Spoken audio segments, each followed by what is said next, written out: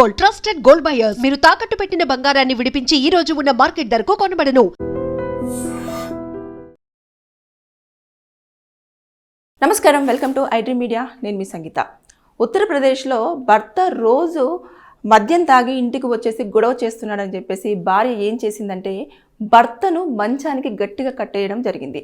దీంతో భర్తను మంచానికి కట్టేయడంతో ఎవరైతే ఉన్నారో ఆ ప్రదీప్ అనే వ్యక్తికి సంబంధించిన తల్లి వెంటనే పోలీసులకు వెళ్ళి నా కోడలు సోని నా కొడుకును మంచానికి కట్టివేయడం జరిగింది, ఇలా వేధిస్తుంది, అంతేకాకుండా తన వద్ద ఒక నాటు తుపాకీ ఉంది అని చెప్పేసి తను ఆ తుపాకీతో దిగిన ఒక ఫోటోని తీసుకొచ్చి పోలీసులకు కూడా ఇవ్వడం జరిగింది.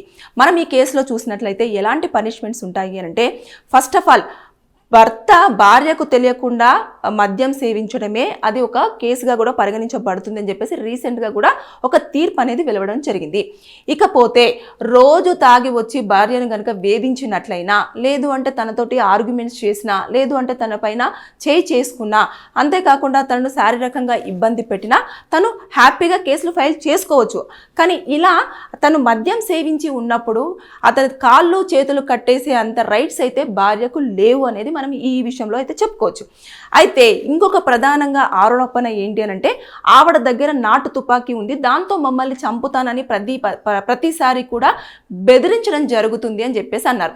ఎప్పుడైనా సరే ఒక తుపాకీ మన దగ్గర ఉన్నప్పుడు ఖచ్చితంగా దానికి లైసెన్స్ అనేది మస్ట్గా ఉండాలి.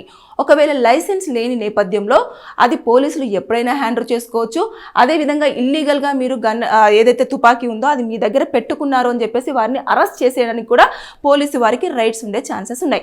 ఇప్పుడు తను ఫోటోలో దిగినది ఏదైతే తుపాకీ ఉందో అది ఒరిజినలా డూప్లికేటా అనేది ఖచ్చితంగా పోలీసులు ఇప్పుడు ఎంక్వైరీలో తేల్చాల్సిన అవసరం ఉంది. ఇకపోతే అది నిజంగానే అది ఒకవేళ కాల్చినప్పుడు ప్రాణాలు పోతాయా అని చెప్పేసి కనుక వారు గుర్తించినట్లయినట్టయితే ఇంకా అది పెద్ద శిక్షగా పరిగణించబడుతుంది.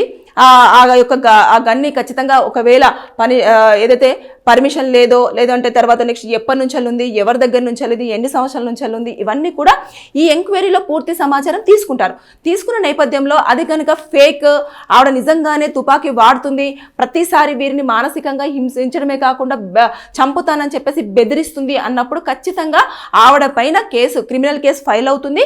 5 సంవత్సరాల వరకు జైలు శిక్ష ఉంటుంది. దాంతోపాటు ఫైన్ విధించే ఛాన్సెస్ కూడా ఉంటాయి.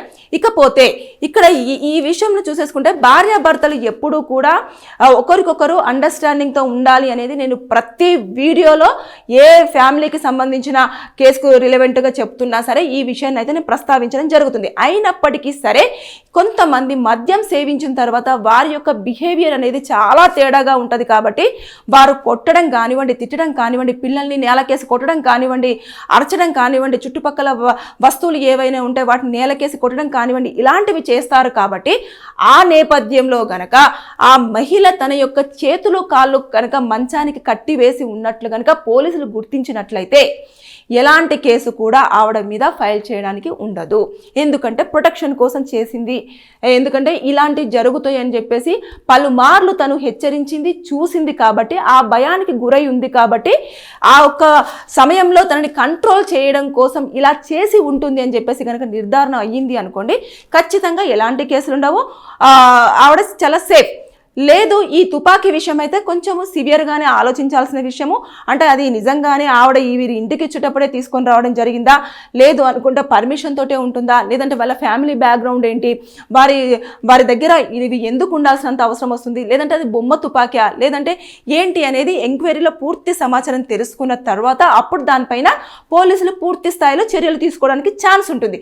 అంతేకాని ఇప్పుడు ఆవిడ ఏదో ఫోటో మనం ఏం చేస్తామంటే కొన్ని ప్లేసెస్ విజిట్ చేయడానికి వెళ్ళినప్పుడు అక్కడ ఏవో ఒక ఉంటే అవి మనం పట్టుకొని దిగడం కానివ్వండి, లేదంటే ఇలాంటివి చేస్తుంటాం. అంత మాత్రం అది మన దగ్గర ఉంటుంది అని కాదు.